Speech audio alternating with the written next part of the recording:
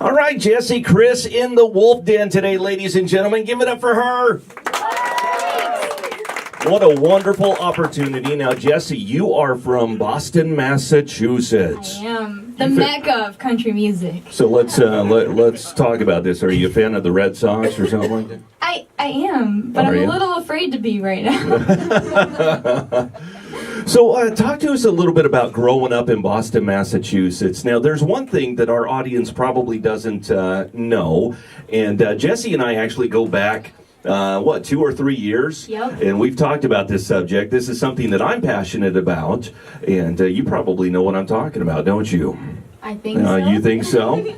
Jessie grew up in Boston, Massachusetts, in a bully situation, and had a hard time with the bullies out there. Would you like to spread a little bit about that? Yeah. So when I was 10 years old, I got my first guitar, and when I was 10, it wasn't cool for kids to be listening to country music. Now it's really cool where I'm from to listen to country music. But I got a homework assignment from my guitar teacher, and I had to learn Faith Hill songs and Keith Urban songs on my guitar in my lessons. And before this, I didn't know who any of these artists were. So I was exposed to country music for the first time at a young age, and I fell in love with it. And it really just stuck with me. And I knew that it was what I wanted to do when I grew up. And as I started performing and putting myself out there, it really made me an easier target for, my classmates to make fun of me because I was a little different. And from when I was 10 years old, my peers were telling me I need to give up because I'll never be pretty enough, I'll never be good enough, and I'm just wasting my time. I look stupid, I didn't deserve whatever opportunity I got. And, growing up and hearing these things, it really takes a toll on your self-confidence. And in addition to that, I dealt with a lot of cyberbullying. When I went to high school, I was the new girl as a sophomore, and I thought that, trying out for the field hockey team would be a way to make friends. And when I showed up to tryouts, the captain said nobody passed with the new girl. And so I had no one to pass with. I was really afraid because no one was making the new girl situation any easier. And as if that wasn't, sad enough, one of the girls on the team showed me, because she felt bad, there was this field hockey private Facebook page where you have to be on the team to see it, and somebody found my music online and posted it in the Facebook private group, and girls were just commenting the nastiest things, foul language, you wouldn't believe. And I was like, you know what, that's not a team, and that's not something I want to be part of. So that was kind of the final straw that pushed me away from school activities, and then I was just 100% music all the time. But now it's important to me to visit middle schools and elementary schools and talk about my story and talk with kids about what they're going through. Well, when you're in a situation like that and you're being teased about whatever your talent might be, in a way that produces 100%, like what you were talking about, 100% of the music, you can birth out some great music out of a situation like that.